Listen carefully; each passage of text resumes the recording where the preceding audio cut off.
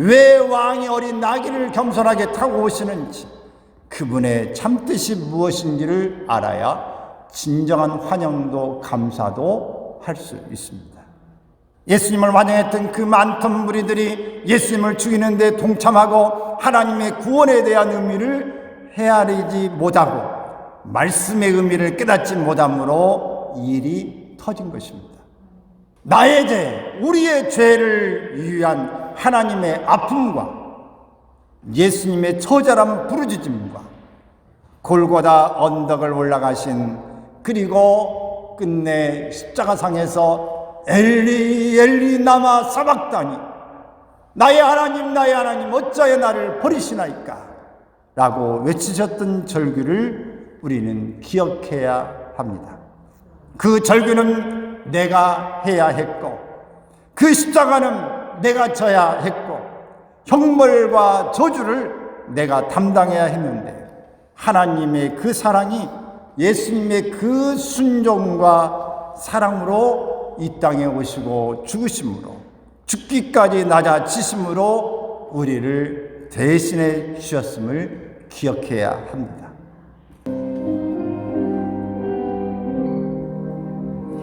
오 영원한 내 주 예수, 앞서서 가시니 이날의 주의 승리는 영원 무궁하리. 저 용서 받은 무리들 주 함께 나가니, 그 나라 강한 권세가 영원히 있도다. 어느 시인은 노래를 부를 때까지 노래가 아니며, 종은 울릴 때까지 종이 아니고, 사랑은 표현할 때까지 사랑이 아니며, 축복은 감사할 때까지 축복이 아니다 라고 했습니다.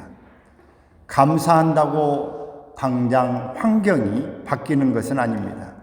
그러나 감사할 때 우리 자신이 바뀌게 됩니다. 우리의 마음이 풍요로워지며 인생을 보는 시각과 깊이가 달라지게 됩니다. 43세의 변호사인 스파포드라고 하는 사람은 아내 및 5명의 아이들과 함께 미국의 시카고 근교에 살고 있었습니다. 그는 1871년에 외아들을 잃었습니다. 몇 달 후에 큰 화재가 나서 전 재산마저 잃어버렸습니다. 2년 뒤에 아내의 건강을 위해서 가족 모두가 유럽 여행을 계획하였으나 예기치 않은 일로 아내와 4명의 딸만 먼저 배를 타고 출발하게 됩니다. 1873년 2년 후에 11년 11월 22일에 그 배는 영국 선박과 충돌해 배는 침몰했고 226명이 죽었습니다. 아내는 구출되었지만 자녀들은 불행히도 모두 익사하고 말았습니다. 아내가 보낸 전보를 받고 내 딸을 삼켜버린 비극의 사고 지역을 지나면서 지은 시가 바로 내 평생에 가는 길로 잘 알려진 내 영혼 평안입니다. 그 비극적이고 참담한 상황에서도 평안할 수 있었던 그 힘은 감사였습니다. 감사하는 마음이 생기지 않는 메마름을 깨달아야 합니다. 오늘은 종료 주일입니다. 예수님께서 말 9일에 태어나시고 목수로서 가난한 삶을 사셨습니다. 장남으로 살았습니다. 총각으로 살았습니다. 또 30세가 되어 공생의 시작과 함께 광야에서 40일의 금식 기도와 모진 비난과 공격과 죽이려는 자들의 시기와 질투 속에서 사셨습니다. 끝내 예수님이 만왕의 왕이심을 선포하는 예루살렘 입성과 함께 십자가의 고난을 감당하는 시간을 맞이하시면서도 끝까지 하나님께 감사하고 사명을 감당하셨습니다. 스파포드의 내 평생에 가는 길에 곡을 만들어낸 것처럼 우리의 생명을 구원하시고 마귀의 저주를 파하시고 축복의 길을 열어 놓으셨습니다. 내 평생에 가는 길 순탄할지 파도가 치고 어려움이 닥칠지 아무도 알 수가 없습니다. 어쩌면 하나님 앞에서 복을 받고 하나님이 자랑하는 사람들 속에 시험과 파고가 넘쳐날 수도 있습니다. 욥기서는 의인이 고난받는 문제를 이야기합니다. 하나님이 얼마나 인정하고 좋아하셨던 사람인지 하나님이 사단에게 자랑을 하셨습니다. 사단은 하나님이 복을 주시니까 그렇지요 라고 이야기하면서 그를 쳐보십시오. 그러면 그도 여느 사람처럼 크게 다르지 않습니다. 그래 그러면 해봐라. 그의 몸만 손대지 말고. 그래서 하루 동안에 자녀들이 다 죽고 재산은 다 사라지고 자기의 몸에 병까지 들고 주변 사람들은 떠났습니다. 비난했습니다. 친구들조차도 그의 잘못을 지적했습니다. 정말 믿음으로 사는 사람에게 있어서 어쩌면 이렇게 심한 일이 생겨날 수 있을까? 스파포드에게 일어난 것처럼 하나님의 아들인 예수님에게 일어난 것처럼 이렇게 하나님의 뜻을 바라며 가는 사람에게 고난이 닥치는 이유 우리는 알지 못합니다. 그러나 감사하는 것이 우리가 해야 될 일입니다. 반면에 원망이란 환경이 내가 기대했던 것처럼 되어지지 않을 때 일어나는 감정의 표현입니다. 성경은 원망을 가리켜 성도들이 가장 많이 범하는 죄라고 말합니다. 그래서 하나님은 이 원망과 불평의 죄를 대단히 심각하게 다루고 있습니다. 이스라엘 백성들이 약속의 땅인 가나안을 향해 가는 광야 생활에서 제일 많이 범한 죄가 원망과 불평의 죄였습니다. 그러므로 원망과 불평을 많이 하는 사람은 성경에서 말하는 결론은 뭐냐? 죽음이에요. 고난입니다. 위기만 자초합니다. 영광을 보지 못합니다. 우리의 삶도 광야에서 이스라엘 백성과 크게 다르지 않다고 하는 것을 기억해야 합니다. 아무리 환경이 어떤 역경이 와도 위기가 와도 내가 알 수 없는 상황이 전개되어져도 하나님 어떻게 이렇게 될 수 있습니까? 하나님 입장을 바꿔놓고 생각해 보십시오라고 고백하는 때가 온다 할지라도 원망은 하지 않아야 합니다. 그들이 홍해를 떠나 수르 광야에 도착했으나 마라의 쓴물로 인해서 원망합니다. 엘림과 시내산 사이의 신 광야에서 먹을 음식으로 원망을 합니다. 우리가 여기서 다 먹고 죽게 생겼다. 굶주려서 애굽에서는 먹을 게 많았는데 이게 물이 없으니 어떻게 하느냐. 물을 줬는데 쓴물이다. 이게 우리를 다 죽이려고 하는 것인가? 위기를 만날 때마다 상황이 어려워질 때마다 하는 습관, 원망과 불평입니다. 가나안을 40일간 정탐하고 돌아온 정탐꾼들의 부정적인 보고를 듣고 백성들이 울면서 원망합니다. 에돔 땅을 지나면서 험한 광야 길로 인하여 하나님과 모세를 원망합니다. 우리 모든 사람들은 이 소리도 듣고 저 소리도 듣는데 좋은 소리보다 안 좋은 소리가 훨씬 더 귀에 잘 들어옵니다.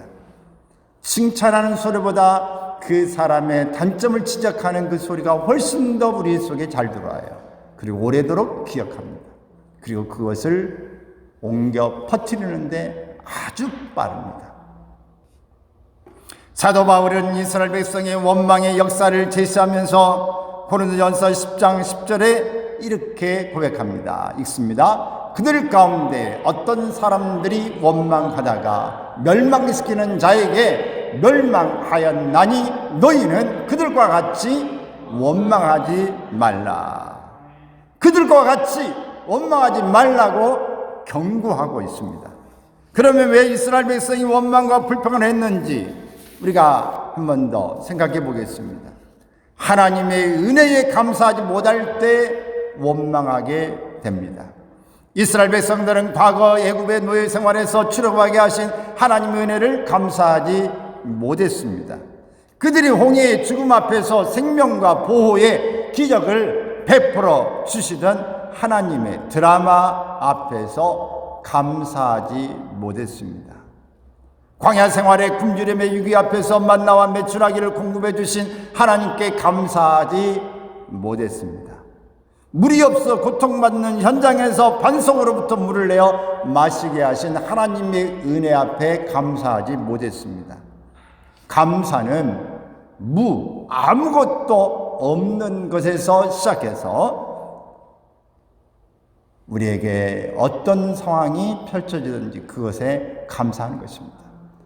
없을 때부터 감사하기 시작하는 사람이 어떤 것이 있어도 감사하는 거예요.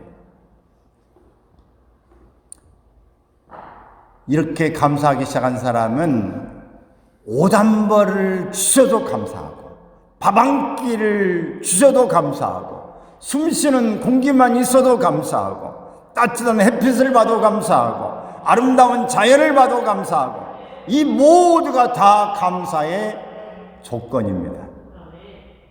여러분 지금 한참 벚꽃이 만발하죠. 바람 부니까 그냥 이렇게 차를 타고 가다 보니까 길이 완전히 꽃길이에요. 이 꽃 잎이 떨어져 가지고 완전 꽃길 이렇게 번남이 있는데 보니까 그래서 그 길을 걷는 사람은 꽃길을 걷겠다 싶었어요. 어떤 차 지나가는 것을 위에서 쳐다보니까 위에 이 차 위에가 완전히 벚꽃 잎이 떨어져 가지고 탁 붙어 있더라고요. 저 차는 완전히 꽃차다. 여러분 우리가 가면은 지금은 어디나 꽃이 만발해요. 아파트에도 이 가로수에도 조금 외곽으로 나가도 다 꽃밭입니다. 우리 동춘항에 가도 길 가는데도 조금 있으면 지금 이 철쭉꽃이 영산홍이 피려고 잔뜩 머금었어요. 우리 앞에 지금 계단에도 꽃이 금방 필 것 같아요. 이번 주에 핍니다. 학자들에 의하면 꽃이 나무에서 두세 송이를 피면 개화가 시작됐다고 이야기합니다. 지금 꽃이 핀 것이 많아요. 우리 뒤에 가보면은 매화 또 이 앵두, 목련 다 화대 펴가지고 지금 이제 목련은 지금 한창 폈고요. 여러분 또 다른 꽃들이 피겠죠? 앞에 보면 이 천리향도 하나 이게 펴 있는데 향기를 한번 맡고 가십시오. 화단에 이렇게 서향이라고 그렇죠. 여러분 이 모든 조건들에 있는 것을 보면 감사해야 될 일이 많습니다. 그런데 이렇게 봄이 돌아오고 다 해동돼지고 이 좋은 자연 환경을 있으면서도 방 안에 박혀져 있어가지고 밖에 나오지도 않고 밖에 나와서도 원망과 불평을 쏟아내고 감사가 없는 삶을 살고 있는 사람은 불행한 사람이에요.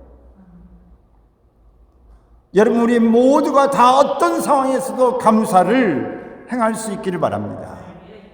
하나님의 축복을 잊어버릴 때 원망하게 됩니다. 한 성리학자는 우리가 기억해야 될 것은 잊어버리고 잊어버려야 될 것은 기억하기 때문에 원망하게 된다고 이야기합니다. 이스라엘 백성들은 받은 하나님의 축복에 익숙해지면서 축복을 당연한 것으로 여깁니다. 그리고는 감격을 상실하고 원망과 불평을 합니다.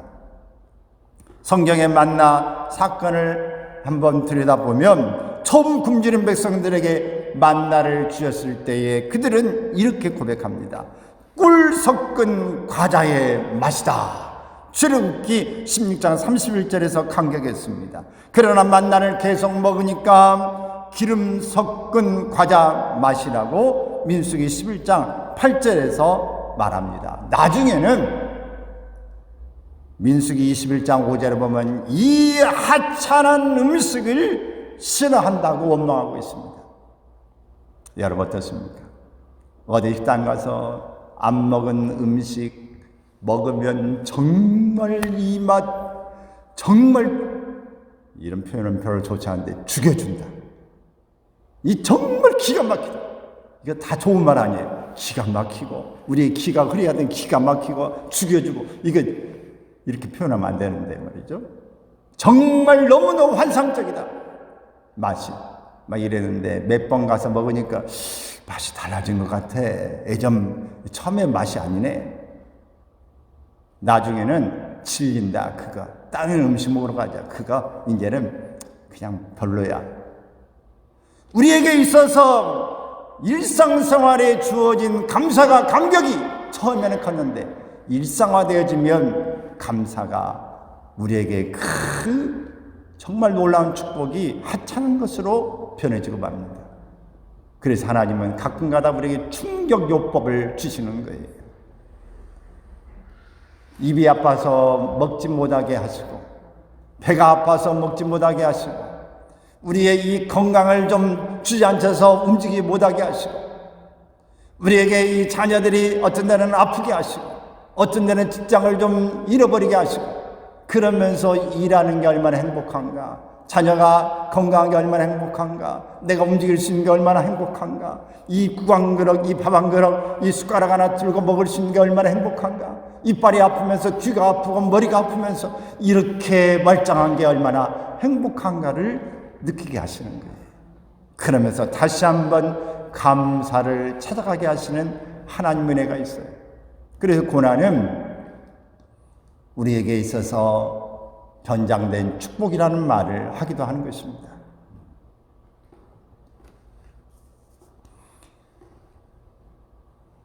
그래서 하나님의 약속을 우리가 축복을 잊어버릴 때 원망하게 된다는 사실, 또 하나님의 약속을 믿지 못할 때 원망하게 되어집니다.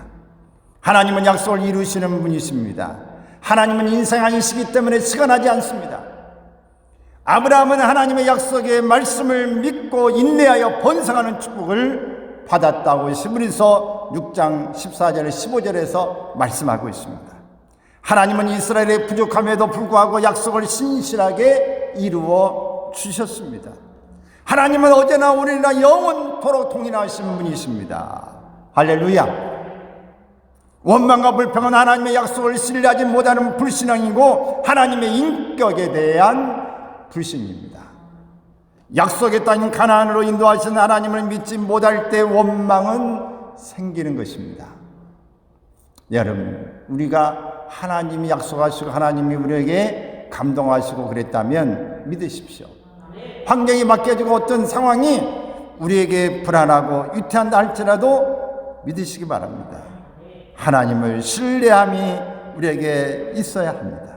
오늘 본문의 말씀은 하나님이 원망하는 이스라엘 백성을 심판하시는 이야기입니다. 하나님은 모세와 아론에게 원망하는 이 악한 회중을 어느 때까지 참겠느냐 말씀하십니다. 그리고 이스라엘 백성이 원망하는 말을 들었다고 말씀합니다.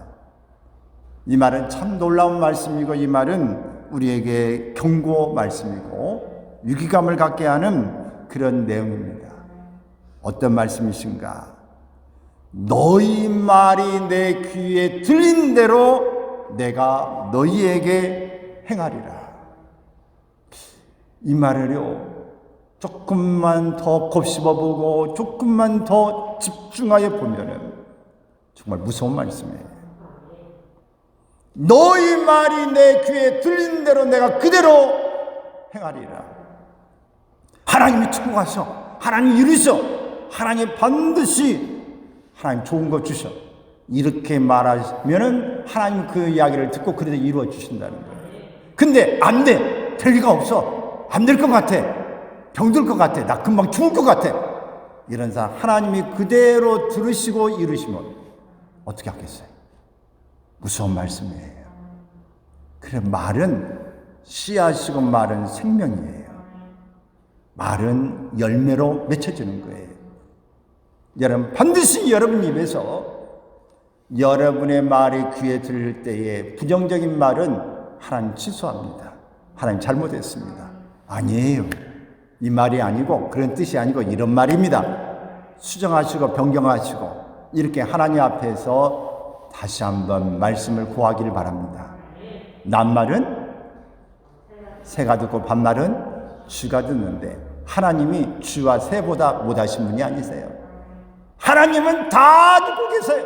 마음을 헤아리고 계세요. 어떤 생각을 심중에 품고 있는지를 아셔요. 그렇기 때문에 생각조차도 경건하게 가지십시오. 마음을 우리가 올곧게 가져야 됩니다. 여러분, 사람과 만나다 보면 그 사람 속이 보이는 그런 느껴지는 일들이 있으시죠. 이심전심이라고 그 사람이 표현하지 않지만 얼굴을 보고 마음을 보면 마음이 이렇게 전달되어지는 것을 느낄 거예요. 영적으로 민감한 사람은 그 사람 속에 눈을 보면서 알고 심적인 것을 아는 사람도 압니다. 그러나 영적으로 그것을 또 하나님이 직접 터치해 주시는 것도 보면 하나님이 너무너무 잘하신다. 하나님은 너무너무 잘하신다.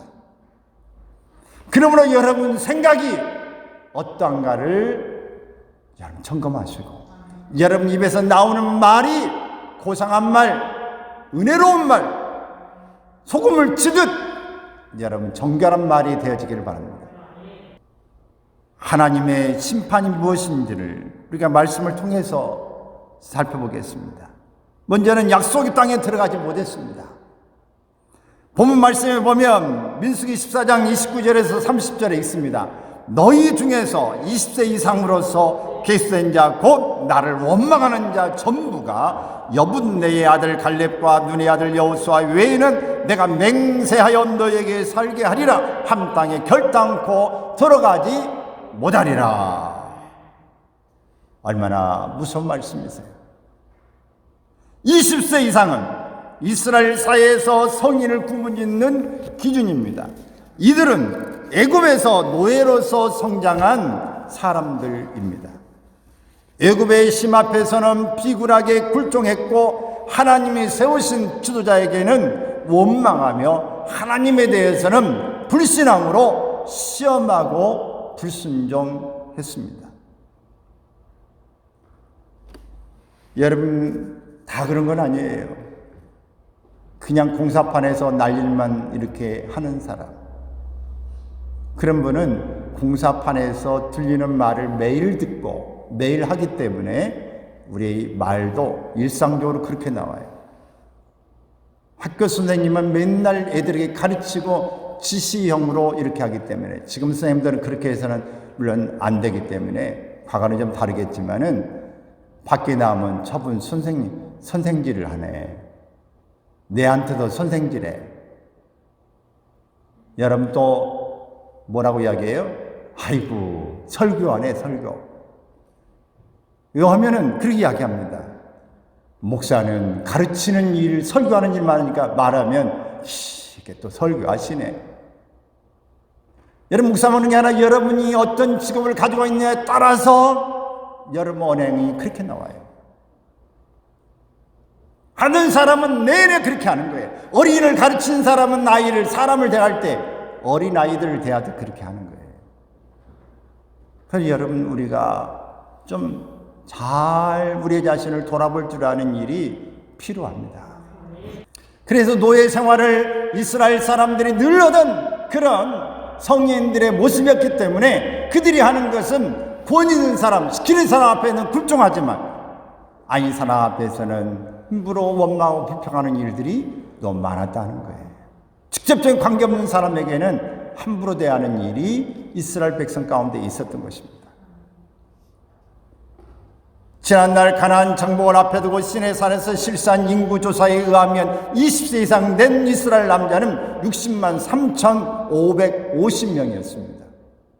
그런데 그 중에 여호수아와 갈렙 외에는 꿈에 그리던 가나안 땅에 들어가지 못하고 광야에서 다 죽어버렸습니다. 원망의 결과가 이와 같이 무서운 것임을 알아야 합니다. 원망하면 죽는다. 원망하면 축복이 안 된다. 또 40년간 광야에서 방황했습니다. 따라서 합시다. 원망하면 방황한다. 원망하는 사람은 주변에 사람이 없어요. 그래서 방황할 수밖에 없어요. 원망하면 죽습니다.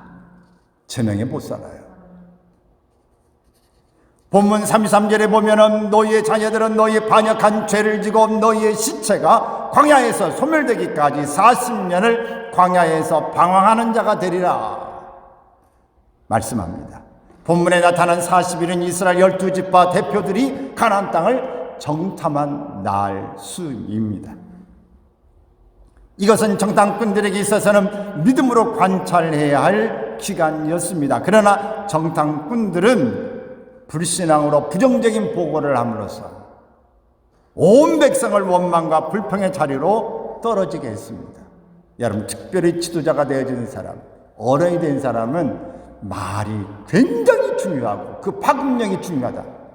한마디만 부정적인 말을 하면 그 이야기가 다 들어가는 거예요. 그래서 우리 신앙생활할 때, 우리 부흥회 때에 들은 이야기 많이 있죠. 집에 가면 절대 교회 불평하지 마라. 교회 목회자 불평하지 마라. 누구 장로님 불평하지 마라. 왜? 그 얘기를 들으면 아니라고 말하고 싶어도 그 얘기를 들어놓으면 그게 인식이 돼가지고 그 사람은 그래요. 그 얘기가 박혀요. 그러면 그렇게 한마디만 그 사람이 하면은 역시 그렇구나. 그래서 못됐구나. 부정적인 인식이 확 들어와서 그냥 받아들여 버리는 거예요. 그런데 그 사람을 칭찬하고 좋은 말을 하게 되어지면 그 사람에 대해서 그래? 안 그런 줄 알았는데 그래? 라고 했는데 오늘 교회에서 만날 그 사람이 설령 안 좋은 이야기를 한다고 할지라도 아닌데 저분은 원래 좋은 분인데 그 이야기를 한다 할지라도 부정적으로 듣지 않습니다. 여러분, 이것이 얼마나 어른이 중요한가, 지도자가 중요한가를 이야기해 줍니다. 그래서 여러분, 절대 부정적인 원망, 불평, 비난 이런 화살을 쏘지 않기를 바랍니다. 그러면 다 죽여요. 나 죽고 너 죽고 다른 사람까지 죽이는 거예요. 그래서 그 말 하면 안 돼. 정의 여러분들이 불평하고 불명한 말을 듣거든 동조하지 않기를 바랍니다. 대꾸하지 마세요. 그 동조함으로 인해서 그것이 그 상황에 정말 도움이 안 된다고 한다면 말꼬리를 바꾸세요. 동의하지 않기를 바랍니다. 같이 죽는 일이에요. 하나님이 듣고 계시고 그대로 이루어진다면 어떻게 되겠어요? 하나님은 정탐꾼들이 가나안 땅을 탐지한 날 40일의 하루를 1년으로 환산하여서 40년간 광야에서 방황하는 죗값을 받게 하셨습니다. 이 광야는 사람의 삶에 필요한 것들이 없는 궁핍의 장소입니다. 뜨거운 태양과 폭풍이 몰아치고 생명의 위협을 받는 힘들고 어려운 곳입니다. 사나운 짐승과 정갈이 있는 위험한 곳입니다. 그런데 원망의 결과로 이 광야에서 40년을 방황하게 하셨습니다. 여러분, 광야 가보셨습니까? 광야라고 하는 그 복음성가도 있죠. 광야. 저는 미국에 가서 이 광야를 이렇게 차 타고 가면서 이렇게 광야를 이렇게 들려봤는데 정말 그 광야는 사람 살 곳이 못 됩니다. 집도 없고 물도 없고 거기에는 뭐 그늘도 없고요. 그 사람이 살기 정말 어려운 지역이에요. 어쩌다가 물이 좀 있고 나무가 좀 있는 데는 휴게소가 있고 거기에 이제 있는데 그 외에는 없어요. 왜? 주변이 구성돼야 살 수 있죠. 그거 조금 가지고 어떻게 살겠어요? 여러분, 이 속에서 금방 갈 수 있는데 몇 달만 해도 갈 수 있고 빠르면 며칠만도 한 2주면 갈 수 있는 거리를 40년간을 광야에서 헤매는 거예요. 왜? 그들 죽을 때까지 내버려 두는 거예요. 그리고 그 자녀들까지 이 부모의 잘못 때문에 자녀들까지 고통스러운 시간을 겪게 하는 거예요. 여러분, 부모가 어른이 잘못하면 자녀들이 이세가 고생이 많습니다.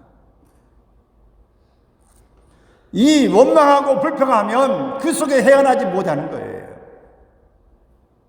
이 위기를 여러분 당하지 않기를 바랍니다. 악평한 사람들은 다 죽음을 당했습니다. 본문 말씀에 36절, 37절 읽습니다. 시작. 모세의 보냄을 받고 땅을 정탐하고 돌아와서 그 땅을 악평하여 온 회중이 모세를 원망하게 한 사람, 곧 그 땅에 대하여 악평한 자들은 여호와 앞에서 재앙으로 죽었고 라고 말씀합니다. 하나님의 심판은 엄격하고 무서웠습니다. 하나님은 자신을 멸시하고 불신한 10명의 정탐꾼들을 모두 죽이셨습니다. 그리고 그들의 보고를 믿고 하나님과 모세를 대적하며 원망 불평한 20세 이상의 모든 성인들을 죽이셨습니다. 오직 여호와를 신실하게 섬겼던 여호수아와 갈렙만을 살려주셨습니다. 올해는 교회 절기로 종려 주일이면서 내일부터 고난 주간이 시작됩니다. 다음 주일이 부활 주일이면서 또 치유 주일이기 때문에 오늘 이 말씀을 준비했어요. 원망을 극복하자. 오늘 그렇기 때문에 오늘 종려 주일에 원망이 아닌 감사로 바꾸자. 우리는 원망의 화살은 마음에서부터 나온다는 사실을 알아야 합니다. 말로 표현되고 행동으로 원망이 표출되어집니다.